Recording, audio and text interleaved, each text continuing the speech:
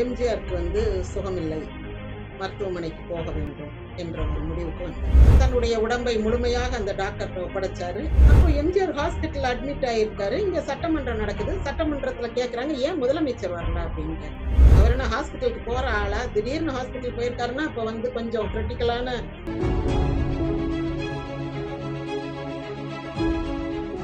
MGR TV YouTube நேயர்களுக்கு என் அன்பான வணக்கம். இப்போ எம்ஜிஆருக்கு சுகமில்லை, மருத்துவமனைக்கு போக வேண்டும் என்ற ஒரு முடிவுக்கு வந்தாச்சு. அப்ப சட்டமன்றம் நடந்துகிட்டு இருக்கு. அப்ப எம்ஜிஆர் சட்டமன்றம் நீங்க அது பாட்டுக்கு நடக்கட்டும், நான் ஹாஸ்பிட்டல் போயிட்டு வந்துடுறேன்ட்டு போறாரு. போய் அந்த பெரிய டாக்டர் இருக்காரு, அவர்கிட்ட போய் அவர் கையை பிடிச்சு, என்னுடைய உடம்ப அதனுடைய சகலத்தையும் உங்களிடம் ஒப்படைக்கிறேன், நீங்க அந்த ரகசியத்தை பாதுகாக்க வேண்டும் அப்படின்னு ஒரு உறுதிமொழி வாங்கிக்கிறார். வாங்கிக்கிட்டு ஏன்னா மருத்துவர்கிட்டையும் வக்கீல்கிட்டையும் பொய் சொல்லக்கூடாதுன்னுவாங்கல்ல. அதனால அவரு தன்னுடைய உடம்பை முழுமையாக அந்த டாக்டர்கிட்ட ஒப்படைச்சாரு. அவங்களும் நல்லபடியா அவரை சுகப்படுத்தி கொடுத்தாங்க. அதுக்கு பிறகுதான் அந்த அப்போலோ ஹாஸ்பிட்டல் ரொம்ப ஃபேமஸ் ஆனது. எம்ஜிஆரை சுகப்படுத்தி கொடுத்ததுனால. அது ஒரு பெரிய பிளெஸ்ஸிங் அவங்களுக்கு. அந்த நேரத்துல ஒரு பெரிய எதிர்பார்ப்பை ஏற்படுத்திய ஒரு நிகழ்வு. அப்போ எம்ஜிஆர் ஹாஸ்பிட்டல் அட்மிட் ஆயிருக்காரு. இங்க சட்டமன்றம் நடக்குது. சட்டமன்றத்துல கேக்குறாங்க, ஏன் முதலமைச்சர் வரல அப்படின்னு கேக்குறாங்க. இல்ல அவருக்கு கொஞ்சம் சுகம்ல ஹாஸ்பிட்டல். என்னையா ஹாஸ்பிட்டல் போயிருக்காருன்னு சொல்லிட்டு எல்லாரும் இங்க உட்கார்ந்து இருக்கீங்க, போங்க. அவர் என்ன ஹாஸ்பிட்டலுக்கு போற ஆளா? திடீர்னு ஹாஸ்பிட்டல் போயிருக்காருன்னா அப்ப கொஞ்சம் கிரிட்டிக்கலான இதாத்தான் இருக்கும். இல்லைன்னா போக மாட்டாரு. அவருக்கு அந்த கண்ணு கேட்ராக்ட் ஆபரேஷனுக்கே டாக்டரை எல்லா எக்யூப்மெண்ட்ஸையும் இங்க கொண்டு வர சொல்லி, ராமாவரம் தோட்டத்துக்கு கொண்டு வர சொல்லி அவருக்கு கண் ஆபரேஷன் பண்ணாங்களாம். ஹாஸ்பிட்டலுக்கெல்லாம் போக வேண்டாம், ரொம்ப வெளியே தெரிஞ்சிரும், கூட்டம் கூடும், பெரிய தொந்தரவு. ஆஸ்பத்திரியில மத்தவங்களும் சிகிச்சை பெற முடியாது. அதனால அந்த மாதிரி வேண்டாம், இங்கேயே சிகிச்சை செய்துட்டு போயிருங்க. அப்படி இருக்கிறவர் ஒரு மருத்துவமனைக்கு போயிருக்காருன்னா அப்ப நிறைய மெடிக்கல் எக்யூப்மெண்ட்ஸ், டாக்டர்ஸ், ஸ்பெஷலிஸ்ட் எல்லாமே தேவைப்படுது. ஒரு இன்ஃப்ராஸ்ட்ரக்சர் தேவைப்படுதுன்றாரு. இருந்தா தேவை இருந்தா தானே அப்படி போவாரு அப்படின்ட்டு எல்லாரும் அப்புறம் அப்போலோக்கு வர்றாங்க. ஒண்ணு எம்ஜிஆர் போய் டெஸ்ட் பண்றாங்க. அப்ப என் ஃப்ரெண்டு ஒருத்தவங்க சொன்ன இது நான் சொல்றேன். அவங்க அங்க நர்சிங் சூப்பரண்டன்டா இருக்காங்க, ஹானா ஜார்ஜ்னு. அவங்களுடைய டியூட்டி எல்லாம் முடிச்சுட்டு எம்ஜிஆரை பார்க்க போவாங்க. அந்த நர்ஸ்களோடயே போய் உள்ள போய், வாத்தியார் வாத்தியார் எனக்கு உங்களை ரொம்ப பிடிக்கும் வாத்தியார் அப்படின்ட்டு, அவங்க மெட்ராஸ்லயே இருந்தாங்க. அந்த மாதிரி பேசி அவர்கிட்ட பேசிக்கிட்டு இருப்பாங்க. அவர் நல்லா ஹெல்த்தியா தான் இருந்திருக்காரு, நல்லா பேசியிருக்காரு. அப்புறம் இவங்க சொன்னாங்களாம், வாத்தியார் எனக்கு உங்க பல்லு பிடிக்கும் வாத்தியார். பல்லா அப்படின்னாரா? ஏன்னா எம்ஜிஆருக்கு முன்ன பல் ரெண்டும் கொஞ்சம் பெருசு. சில நேரம் க்ளோஸ் அப் ஷாட்ஸ் அல்லது லைட்டிங் கொஞ்சம் டிஃபெக்டா இருந்துச்சுன்னா அந்த பல்லு மட்டும் 2 பல்லு மட்டும் தான் வெளிச்சமா தெரியும். அந்த அளவுக்கு கொஞ்சம் அது டிஃபரெண்டா இருக்கும். அப்புறம் பார்த்தா பல்லு முழுக்க வெத்தலைக்கரை போட்டு, ஆரம்பத்துல எல்லாம் பார்த்தீங்கன்னா பழைய படங்கள் 60கள்ல வந்த படங்கள்லாம் எம்ஜிஆருக்கு பல்லெல்லாம் வெத்தலைக்கரை நிறைய இருக்கும். அதுக்கு பிறகு டாக்டர் ஜானகிராமன் அந்த ஒரு பல் டாக்டருக்கு அழைச்சு அப்புறம் ஸ்கேலிங் எல்லாம் பண்ணி அந்த வெத்தலைக்கரையெல்லாம் எடுத்துட்டு அப்புறம் அதிகமா வெத்தலை போடுறது இல்லை. இல்லைன்னா டெய்லி வெத்தலை போடுற பழக்கம். சாப்பிட்ட உடனே வெளியில டிராவல் பண்ணும்போது கூட சாப்பிட்டுட்டு உடனே வண்டி ஏறும்போது கொஞ்சம் ஒரு ரிஃப்ளெக்ஸ் இது இருந்துச்சுன்னா உடனே வெத்தலை கொடு அல்லது வெத்தலை வாங்கு அப்படின்ட்டு வெத்தலை போடுற பழக்கம் இருந்தது எம்ஜிஆர். அப்போ இவங்க பல்லு நல்லா இருக்குன்னு சொன்னோன்னா அவருக்கு ரொம்ப சிரிப்பு. யாருக்குமே தான் அழகா இருக்கும்னு சொன்னா ஒரு சந்தோஷம் இருக்கத்தானே செய்யும். அப்படின்ட்டு பல்லா அப்படின்னு கேட்டு சிரிச்சாராம். அந்த மாதிரி ஒரு ஹாப்பியா உற்சாகமா தான் இருந்திருக்காரு. அதுக்கு பிறகு அவரை வெவ்வேறு வார்ட்ஸ்க்கு கொண்டு போயிட்டாங்க. அவருக்கு கிட்னி பழுதா இருக்குது. அப்புறம் அதுக்கு அடுத்தபடியாக மூளையில ரத்த கட்டி. தினத்தந்தி பேப்பர்ல போடுறாங்க. எனக்கு நல்லா ஞாபகம் இருக்குது அந்த நியூஸ். எம்ஜிஆருக்கு மூளை கோளாறு அப்படின்ட்டு. மூளையில் ரத்தம் குறைவு அந்த மாதிரி எல்லாம் நியூஸ் வந்துச்சு. அப்புறம் டாக்டர் பிரீட்மன் ஒருத்தரை வர சொல்லி பார்த்தாங்க. பார்த்துட்டு அது அமெரிக்கா கொண்டு போகலாம். அப்ப டாக்டர் பொன்னையனோட சகலன்னு நினைக்கிறேன் பழனிஜி பெரியசாமி. அவர் எக்கனாமிக்ஸ் ப்ரொஃபசர். அவர் டாக்டர்னா டாக்டரேட். இந்த எம்பிபிஎஸ் எம்எஸ்டி அப்படி கிடையாது, எம்டி கிடையாது. அப்போ அவர் அங்க ஒரு ப்ரொஃபஸரா இருந்தவர். அவர்கிட்ட பேசி உடனே அங்க ஏற்பாடு பண்றாங்க. இங்க வந்து பிரீட்மன் பார்த்துட்டு அவருக்கு உண்டான ஆலோசனைகள்லாம் வழங்கிட்டு போயிட்டாரு. பின்னாடி எம்ஜிஆர் முதலமைச்சரான பிறகு இந்த ஃப்ரீட்மன் அவரை அழைச்சு அவருக்கு வந்து சிறப்பு செய்யறாரு. எப்படி செய்யறாருன்னா, ஒரு தங்க யானை சிலை, அது ஒரு சங்கிலி, அது தங்க யானை சிலைன்னா அது எவ்வளவு பெரிய சங்கிலியா இருக்கும்னு பாத்துக்கங்க, கோர்த்து அவர் கழுத்துல போட்டார். அந்த யானை சிலை செய்து வரும்போது அதனுடைய தும்பிக்கையும் வாலும் ஒரே சைஸ். என்னங்க இது இப்படி செஞ்சிருக்கீங்க? தும்பிக்கை சைஸை விட வால் சின்னதா இருக்க வேண்டாமா? ரெண்டும் நீளமா கால் வரைக்கும் இருக்குதே அப்படின்னு அந்த வாலை இன்னும் கொஞ்சம் சின்னதாக்குங்கன்னு சொல்லி கொடுத்து அதை நல்லா வடிவமைத்து வடிவாக அதை வந்து ஒரு பிரசன்ட் பண்றோம்னாலும் அது அழகா இருக்கணும்ல, சும்மா தங்கம்னு தூக்கி கொடுத்துட முடியுமா? அப்படி கொடுத்து அவர் சிறப்பு செய்தார். அது மாதிரி அவர் அங்க போன பிறகு நடந்ததெல்லாம் நான் சொல்றேன். இப்ப இவர் சுகம் இல்லைன்னு உடனே ஊரே கொந்தளிச்சு போச்சு, தமிழ்நாடே கொந்தளிச்சு போச்சு. மற்ற நாடுகள்ல இருக்கக்கூடிய தமிழர்கள்லாம் என்ன நடக்குது, என்னாச்சு எம்ஜிஆருக்குன்னு விசாரிக்க வைக்க டாக்டர்ஸ், உலகத்துல இருக்க எல்லா டாக்டருக்கும் அப்ப மதிப்பு. உங்களுக்கு தெரியுமா என்னாச்சு? ஏன்னா அப்பல்லோல இருந்து டாக்டர் டாக்டர் டாக்டர் டாக்டரா இங்க வந்துரும்ல விஷயம். அப்படின்ட்டு என்னவா அவருக்கு பிழைச்சுக்கிடுவாருல, ஒண்ணும் இல்ல, அதெல்லாம் ஒண்ணும் நடக்காது, அதெல்லாம் பிழைச்சுக்கிடுவாரு, அவருக்கு எம்பிட்டு பேர் இருக்கோம், எவ்வளவு பேரை சாமி கும்பிடுறோம், அப்படி இப்படின்ட்டு ஊரே சாமி கும்பிட ஆரம்பிச்சிருச்சு. அது ஒரு மிகப்பெரிய ஆன்மீக புரட்சிங்க தமிழ்ல. தன்னெழுச்சியாக வந்த ஒரு புரட்சி. புரட்சினா என்ன? ஒரு மாற்றத்தை கொண்டு வருவது தானே புரட்சி. புரட்சினா கம்பெடுத்து வாழை எடுத்து சண்டை போடணும், குண்டு வீசணும், ரத்த களரி ஆக்கணும்ன்றது கிடையாது. புரட்சி என்பது ஒரு புதிய மாற்றத்தை கொண்டு வருவது. அது வந்து அஹிம்சா வழியிலையும் நடக்கலாம், அறவழியிலையும் நடக்கலாம், இல்ல ஆயுத புரட்சியாகவும் இருக்கலாம். இது வந்து ஒரு தன்னெழுச்சி புரட்சி. மக்கள் மனதுல வந்து திடீர்னு என்ன நினைக்கிறாங்க, அவங்களுக்கு எம்ஜிஆர் வந்து ஒரு ஆபத் பாந்தவன், அநாத ரட்சகன் மாதிரி நினைச்சுக்கிட்டு இருந்தாங்க. அவர் வந்த உடனே நல்லா நமக்கு பொற்காலம் பிறக்கும்னு அதே மாதிரி நடந்துச்சு, இல்லைன்னு சொல்ல முடியாது. குழந்தைகள் எல்லோரும் நல்ல ஆரோக்கியமா இருந்தாங்க, அவங்களுடைய கல்வி தகுதி மிக உயர்ந்ததாக இருந்தது. அவருடைய ஆட்சி கால சாதனைகள் மட்டுமே ஒரு 20-30 எபிசோடு சொல்லலாம், அவ்வளவு இருக்குது. ஒரு சிலர்லாம் தெரியாம பேசுறாங்க, அவர் ஆட்சியில என்ன நடந்துச்சு அவருக்கு ஒண்ணும் தெரியாது, யாரோ ஐஏஎஸ் ஆபீசர் வந்து சிரிச்சாருன்னு அவர் மேல கஞ்சா கேஸ் போட்டாங்க, என்னென்னத்தையோ பேசுறாங்க. அதாவது எதை இக்னோர் பண்ணணுமோ அதெல்லாம் எடுத்துக்கிட்டு பெருசா பேசி அவரை வந்து விமர்சனம் பண்ற ஒரு கூட்டம், அதுல ஒரு சந்தோஷம், அவங்களுக்கு ஒரு சந்தோஷம் அது கிடைச்சிட்டு போகுது. சில பெரிய ஆளுகளை பற்றி பேசுறது ரொம்ப பெரிய வீரம்னு நினைச்சுக்கிட்டு, அந்த காலத்துல இருந்து எம்ஜிஆர் சினிமாவில் நடிக்கிற காலத்துல இருந்து எம்ஜிஆர் விமர்சிச்சவங்க நிறைய பேர் உண்டு. ஆனா அவர் அந்த தடைக்கற்களை எல்லாம் படிக்கற்களாக்கி ஏறி மிதிச்சுக்கிட்டு வந்தவர் தான். அதெல்லாம் அவர் சில நேரங்கள்ல உண்மையைத்தானே சொல்றாங்க அப்படின்றவார். இந்த சினிமாவுக்கு போன சித்தாளு கதை ஜெயகாந்தன் எழுதும் போது, அண்ணையும் பாருங்கனே எழுதியிருக்கிறத பார்த்தா உங்களை பற்றியே எழுதியிருக்கிற மாதிரி இருக்குன்னு அவர் புத்தகத்தை படிக்கிறார். உண்மையைத்தானே சொல்றாங்க, சில பெண்கள் இப்படி இருக்காங்கல்ல, அப்படி இருக்கக்கூடாது தானே. ஏன்னா அவர் வீட்டு பெண்கள் அவர் வீட்டு பிள்ளைகளை வந்து சினிமா மோகம் பிடித்தவர்களாக வளர்க்கல.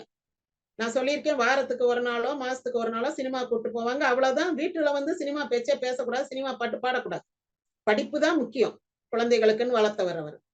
அப்படி இருக்கும் போது ஒரு பெண் சினிமாவுக்கு போன சித்தாளு வந்து இப்படி அந்த கதையை படிச்சு பாருங்க, உங்களுக்கு தெரியும். ஒரு நடிகனை நினைச்சுக்கிட்டு கணவனோடு சல்லாபிச்சுக்கிட்டு இருந்தா அது வந்து தப்பு தானே அப்படின்ட்டு அப்பெல்லாம் எம்ஜிஆர் வந்து அதை கண்டிக்கிறார். அது சரிதானே, இருக்கிறது தானே எழுதுறாங்க, இதை எதுக்கு போய் நம்ம பெருசுப்படுத்தணும் அப்படின்றார். ஆனா அவர் அவ்வளவு போல்டா எழுதியிருக்கிறாருன்றத அவர் பாராட்டுறாரு, கூப்பிட்டு கூட பாராட்டணும்னு நினைக்கிறாரு. ஆனா அந்த நேரம் ஜெயகாந்தன் ரொம்ப இது பண்ணிக்கிட்டு, நான் வரல, நான் எதுக்கு வரணும், அவரை பார்க்கணும் அப்படி இப்படின்ட்டாரு. சரி வராட்டினா போ, அவ்வளவுதான், யாருக்கு என்ன நஷ்டம், அவ்வளவு முடிஞ்சு, அவர் கதையும் முடிஞ்சு. ஆனா எம்ஜிஆர் இருக்கார். ஜெயகாந்தன் எழுத்துக்கு பிறகு வெவ்வேறு எத்தனையோ எழுத்தாளர்கள் வந்துட்டாங்க. ஆனா வந்து எம்ஜிஆர் காலத்துல இருந்த ரசிகர்களுக்கு பிறகு எவ்வளவோ புதிய ரசிகர்கள் வந்துட்டாங்க. அவர் காலத்து ஆட்களுக்கு பேரம் பேத்தி எல்லாம் இன்னைக்கு எம்ஜிஆர் ரசிகர்களா இருக்கிறாங்க, தியேட்டர்ல படம் ஓடுது இன்னைக்கு. இப்படி இருக்கும்போது அப்போ எம்ஜிஆர் வந்து ஹாஸ்பிட்டலைஸ்ட். இப்போ வெளியில இருக்கிற மக்கள் வந்து பயங்கரமா ப்ரே பண்றாங்க எல்லாரும். கிறிஸ்டியன்ஸ் அவங்க சாமியை கும்பிடுறாங்க, முஸ்லிம்ஸ் அவங்க சாமியை கும்பிடுறாங்க, யாரும் சொல்லி கும்பிடல, போய் சாமி கும்பிடுங்கன்னு சொல்லல. எம்ஜிஆர் சாகும்போது 10,000 பேர் மொட்டை எடுத்தாங்க. பிள்ளை இல்லாதவர் நம்ம சொல்றோம், 10,000 பேர் அவருக்கு ஈமக்கடன் செய்தாங்க. யாரும் சொல்லியா செஞ்சாங்க? பெண்கள்லாம் அவங்க பிள்ளைகளைத்தானே மொட்டை எடுக்க விட்டாங்க. அப்பா இருக்கிற பிள்ளைங்க தானே. அப்பா வேணாம்னாரா இல்ல அம்மா வேணாம்னாங்களா? குடும்பத்தோட தானே அதை சம்மதிச்சாங்க. பெரிய பெரிய ஆம்பளைங்க எல்லாம் மொட்டை எடுத்தாங்க. 40 வயசு, 30 வயசு அப்படி. விவரம் தெரிஞ்சவங்க சும்மா சின்ன பிள்ளைகளை கூட இழுத்துட்டு போய் அப்பா அம்மா மொட்டை அடிக்க வச்சாங்கன்னு நான் சொல்லல. நல்ல விவரம் தெரிஞ்சவங்களே ஒரு தகப்பன் ஸ்தானத்துல வச்சு அவருக்கு முடி கொடுத்தாங்க. அப்போ இந்த மாதிரி ஒரு தன்னெழுச்சியாக ஒரு பெரிய ஆன்மீக புரட்சி ஏற்படுது எம்ஜிஆர் காலத்துல. எல்லாரும் சாமி கும்பிடுறாங்க. அவங்கவங்களால என்னென்ன முடியுதோ.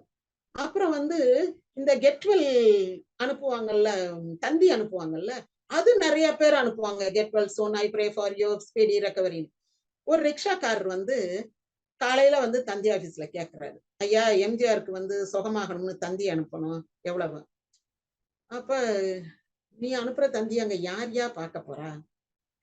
உன் பேர் தெரியுமா அவருக்கு? என்னன்னு யார் பார்க்க போறா? எதுக்கு நீ இப்படி வந்து இது பண்ணிக்கிட்டு இருக்க? ஐயா நம்ம சாமி கும்பிடுறோம், சாமிக்கு கேக்குதா கேட்கலையான்னு நமக்கு தெரியுமா? நம்ம மனசு கவலை நம்ம சொல்றோம்.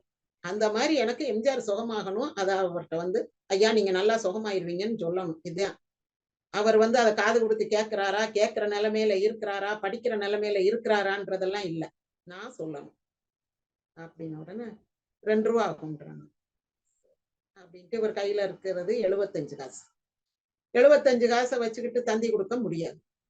இவர் கிளம்பி போயிடுறாரு. போயிட்டு திரும்ப சாயந்தரம் ஒரு ஆபீஸ் க்ளோஸ் பண்ற நேரத்துக்கு வந்த உடனே ஐயா தந்தி கொடுக்கணும்யா அப்படின்றாரு. என்னையா காலையில வந்தா பேசாம போயிட்ட, அப்புறம் இப்ப வந்து நிக்கிற தந்தி கொடுக்கணும்னா ஆபீஸ் க்ளோஸ் பண்ற நேரத்துல அப்படின்றாங்க. இல்லைங்க காலையில 75 காசு தான் இருந்துச்சு. அது வந்து நீங்க ரூ. 2 சொன்னீங்களா, அதனால சவாரி அடிச்சு கொண்டு வந்தேன். அப்படி கேட்கிறவங்களுக்கு வந்து மனசு ரொம்ப கலங்குது.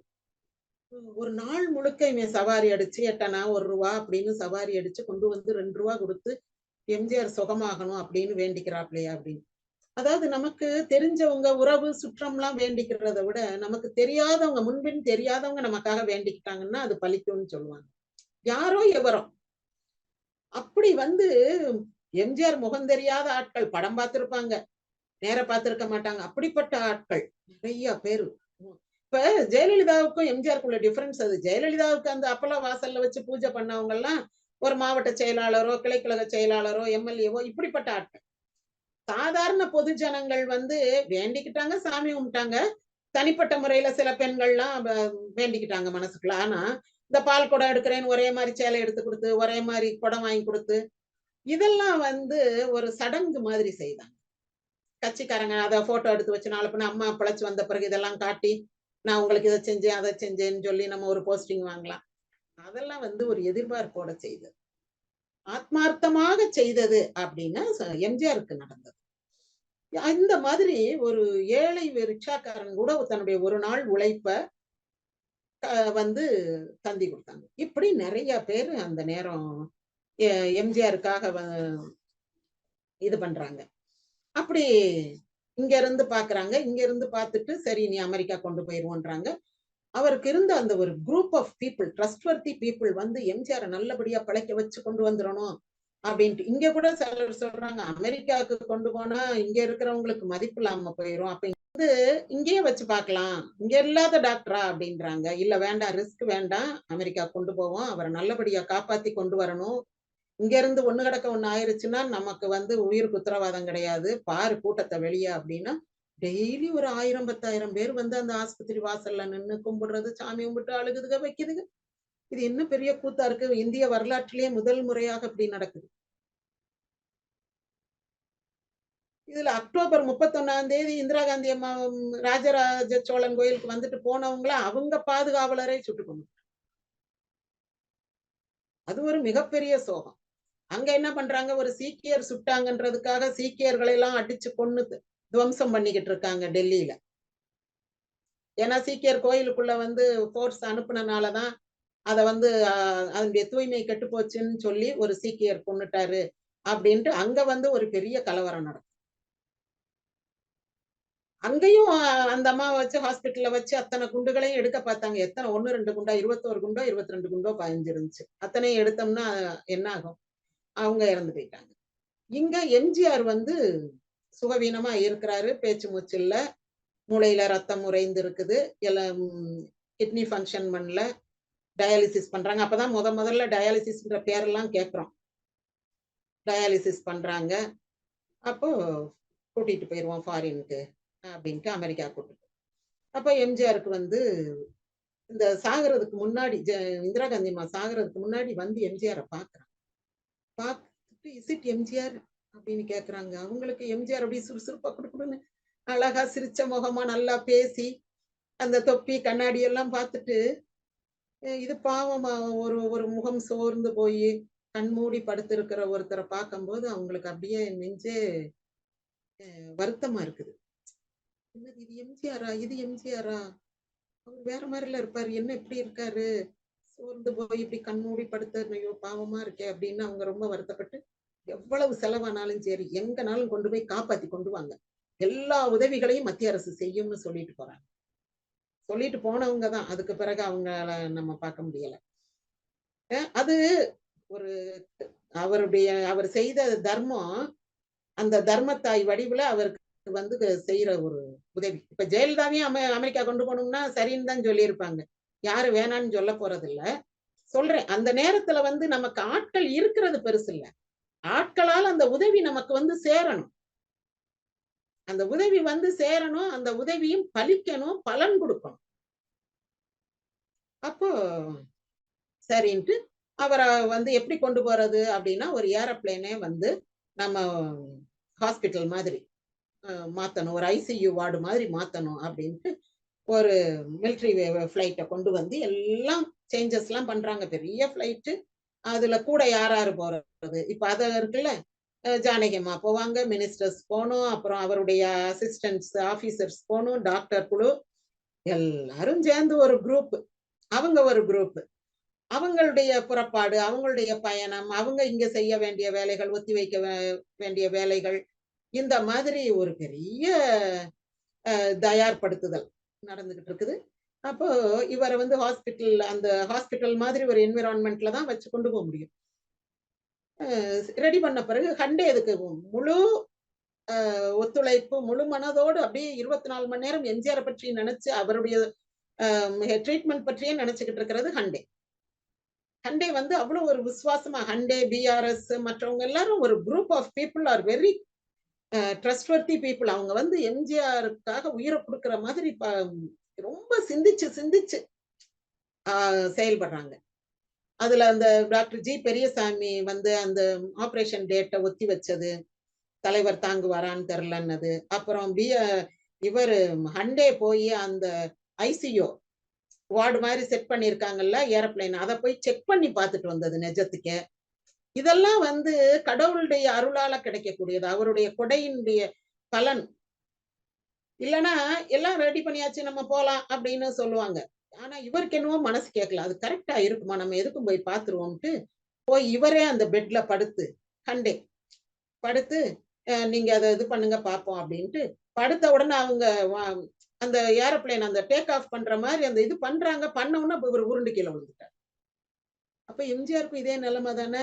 அப்ப வேண்டாம், நம்ம இன்னும் சில ஏற்பாடுகள் செய்யணும், அது கொஞ்சம் கூட குலுங்க கூடாது, அசையக்கூடாது, அப்படியே இருக்கணும் அப்படின்ட்டு இன்னும் சில இன்ஜினியர்ஸ் எல்லாம் கூப்பிட்டு அதுக்கு வேண்டிய அந்த ஏரோநாட்டிக் பீப்புள் எல்லாம் வச்சு செய்து அதுக்கு பிறகுதான் எம்ஜிஆர் அங்க போர்ட் பண்றாங்க. அப்புறம் எம்ஜிஆர் அந்த ஹாஸ்பிட்டல்ல இருந்து கூட்டு போன நாள்லாம் வந்து மறக்க முடியாத நாள். அப்படியே இன்ச் பை இன்ச் அந்த வண்டி நகர்ந்துச்சு. தெரு முழுக்க ஆட்கள், தெரு முழுக்க பிரேயர் தான். அதாவது அந்த கடவுள்னு ஒண்ணு இருந்தா நிச்சயமா அந்த இடத்துலதான் இருந்திருக்கும். ஊர்ல இருக்க அத்தனை சாமியும் அங்க இருந்திருக்கும். அந்த டிவைன் பிரசன்ஸ் வி ஃபீல்னு சொல்றாங்கல்ல, அந்த டிவைன் பிரசன்ஸ் வந்து அந்த எம்ஜிஆர் கொண்டு போன அந்த ஆம்புலன்ஸ் அந்த ரோட் நெடுக இருந்திருக்கும். அப்படி ஒரு மக்கள் கூட்டம் அப்படியே இன்ச் பை இன்ச்சா நகர்றது, அழுறாங்க எல்லாரும். கடவுளே பிழைச்சு வந்துடணுமேன்ட்டு அப்படியே கொண்டு போய் ஏரோப்ளைன்ல ஏத்தி கொண்டு போயிட்டாங்க. கொண்டு போய் அங்க சிகிச்சை நடந்துகிட்டு இருக்கு. தினம் ரிப்போர்ட்ஸ் வந்துகிட்டே இருக்குது, தினம் வருது. அப்ப மக்களும் வந்து தே ஆர் வெல் இன்ஃபார்ம். இந்த ஜெயலலிதா மாதிரி எல்லாம் கிடையாது. அங்க ரொம்ப அக்கிரமம். அதெல்லாம் வந்து ஒரு மக்கள் தேர்ந்தெடுத்து அனுப்புன ஒரு உறுப்பினர் மக்களுக்கு பதில் சொல்லணும்ன்ற ஒரு கடப்பாடு கூட இல்லாம நடந்துகிட்ட நிலை அது. அப்படிப்பட்ட சூழ்நிலை அவங்களுக்கு. நமக்கு நம்ம இங்க வெளியே இருந்து பேசுவோம், உள்ள இருக்கிறவங்களுடைய கஷ்ட நஷ்டம் அவங்களுக்கு தானே தெரியும். அப்ப எம்ஜிஆர் பற்றி நல்ல ஓப்பனா தினம் வந்து ரிப்போர்ட்ஸ் வந்துகிட்டே இருக்கு. அவருக்கு அந்த மூளையில இருக்கிற கட்டிய சரி பண்ணணும். அதுக்கு டாக்டர் கானு வரணும். அப்புறம் கிட்னி வந்து மாத்தணும். கிட்னி வந்து பிளட் ரிலேட்டிவ்ஸ்ட்ட இருந்து தான் வாங்க முடியும். அ கிட்னி அவர் குடுக்குறதுக்கு எவ்வளோ பேர் இருப்பாங்க. லட்சக்கணக்கானவங்க குடுக்குறதுக்கு முன் வந்தாங்க. ஆனா வந்து இல்ல அது பிளட் ரிலேட்டிவ்ஸ்ட்ட இருந்து தான் அப்டின்ட்டாங்க. அப்புறம் அவருக்கு எப்படி கிட்னி குடுத்தாங்க. அவங்க அண்ணன் பொண்ணு குடுத்தது. அது ஒரு பெரிய மெடிக்கல் மிராக்கிள். எம்ஜிஆர் இறந்த பிறகு கூட அவங்க ஒரு கிட்னியோடயே 33 வருஷம் உயிரோட இருந்தாங்க. அவங்களுக்கு மட்டும் ஏதாவது ஒண்ணு ஆயிருந்துச்சுன்னா எப்படி இருந்திருக்கும் எல்லாருக்கும்? ஐயோ! பாவம் சின்ன பொண்ணு இதுட்ட இருந்து கிட்னிய வாங்கி இது இறந்து போச்சு அப்படின்னு நினைச்சிருப்பாங்கல்ல.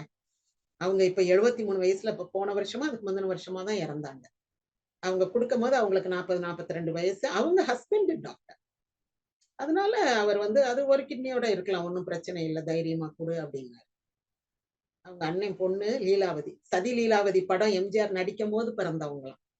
எம்ஜிஆர் எந்தெந்த படம் நடிக்கிறாரோ, அந்தந்த படத்து பேரத்தான் அங்க வந்து அவர் அண்ணன் பிள்ளைகளுக்கு வப்பாங்களாம். அந்த மாதிரி அவரு அந்த லீலாவதி அவங்க வந்து ஒரு பெரிய மெடிக்கல் மிராக்கிள் இப்ப இன்னைக்கு வந்து கிட்னி குடுக்கலாம். ஒரு கிட்னில வாழ முடியும். கிட்னி டொனேட் பண்ணலாம் அப்படின்றதுக்கு ஒரு முன்மாதிரி வந்து லீலாவதி. அவங்க அதுக்கு பிறகு 77 வயசோ என்னமோ அதுல தான் இறந்தாங்க. 33, 34 வருஷம் உயிரோட இருந்தாங்க ஒரு கிட்னியோட. அப்படி எம்ஜிஆர் பிழைச்சதும் ஒரு மிராக்கிள். அந்த அம்மா இருந்ததும் ஒரு மிராக்கிள். மேபி இப்ப வந்து அது ரொம்ப சாதாரணமா தெரியலாம். அப்பல்லாம் வந்து நாங்க அதெல்லாம் கேள்விப்படும்போது ஐய்யய்யோ! ஐய்யய்யோன்ட்டு அப்படி பதறி இருக்கோம். இனி எம்ஜிஆர் அங்க போயிட்டு வந்தது. இங்க எலக்ஷன்ல அவர் ஜெயிச்சது. 87 அதுக்கு அடுத்த அந்த 2 ஆண்டு கால ஆட்சி. அத வந்து நம்ம அடுத்த எபிசோட்ல சொல்லி நிறைவு செய்வோம். நன்றி, வணக்கம்.